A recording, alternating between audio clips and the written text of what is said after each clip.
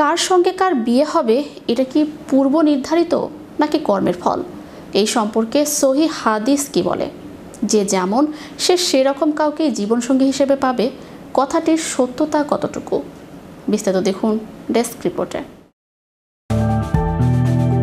কার সঙ্গে কার বিয়ে হবে এটা কি পূর্ব নির্ধারিত নাকি কর্মের ফল? এই সম্পর্কে সহি হাদিস কি বলে? যে যেমন সে সেরকম কাউকেই জীবনসঙ্গী হিসেবে পাবে, কথাটির সত্যতা কতটুকু?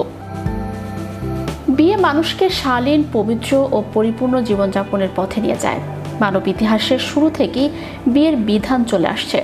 ইসলামে বিয়েকে খুবই গুরুত্বপূর্ণ ও বরকতময় একটি ইবাদত হিসেবে বলা হয়েছে। যে ব্যক্তি প্রাপ্তবয়স্ক হয়েছে এবং বিয়ের সামর্থ্য রাখে, তার জন্য দেরি না করে বিয়ে করা ঈমানি দায়িত্ব।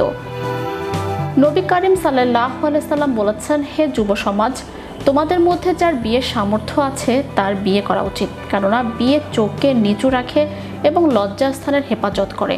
আর যার সামর্থ্য নেই সে যেন রোজা রাখে, কেননা রোজা যৌবনের খায়েশ কমিয়ে দেয়। এই হাদিস থেকে স্পষ্ট বোঝা যায় বিয়ে করার জন্য নির্দিষ্ট কোনো তারিখ, দিন বা মাস ঠিক করে দেওয়া হয়নি, বরং সামর্থ্য হলে দেরি না করে বিয়ে করে নেওয়াই উত্তম। বিয়ের বিষয় সামনে আসতেই আমাদের অনেকের মনে একটি প্রশ্ন ঘুরপাক খায় যে কার সঙ্গে কার বিয়ে হবে এটি কি পূর্ব নির্ধারিত নাকি কর্মের ফল? এ প্রসঙ্গে রাজধানীর জামিয়াতুল ইসলামিয়া বাইতুস সালাম মাদ্রাসার ফতোয়া বিভাগীয় প্রধান মুফতি আব্দুর রহমান হোসাইনির সঙ্গে কথা বলে জানা যায়, কিয়ামত পর্যন্ত যা কিছু ঘটবে সবই তাকদিরে লিপিবদ্ধ হয়ে আছে। কার সঙ্গে বিয়ে হবে, কে কখন মৃত্যুবরণ করবে, কোথায় চাকরি করবে, কোথায় কখন কি খাবে ইত্যাদি যাবতীয় বিষয় তাকদিরে লেখা হয়ে গেছে। কিন্তু তাকদিরে কি লেখা আছে সেটা মানুষ জানে না। এজন্য ইসলামী আইন বিশেষজ্ঞরা বলেছেন, তাকদির পরিবর্তন করা যাবে কিনা এই চিন্তা করাই নিরর্থক।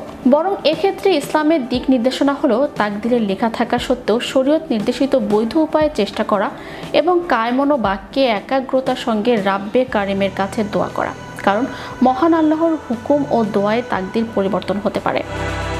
মুফতি আব্দুর রহমান আরও বলেন, তাছাড়া এমনিও হতে পারে যে তাকদিরে লেখা আছে চেষ্টা করলে অর্জন হবে কিংবা দোয়া করলে অর্জন হবে। এমন তো অবস্থা যদি তাকদিরে লিপিবদ্ধ হয়ে গেছে এই কথা চিন্তা করে চেষ্টা ও দোয়া করা না হয়, তাহলে চেষ্টা ও দোয়া না করার কারণে কাঙ্ক্ষিত অর্জন থেকে বঞ্চিত হতে হবে।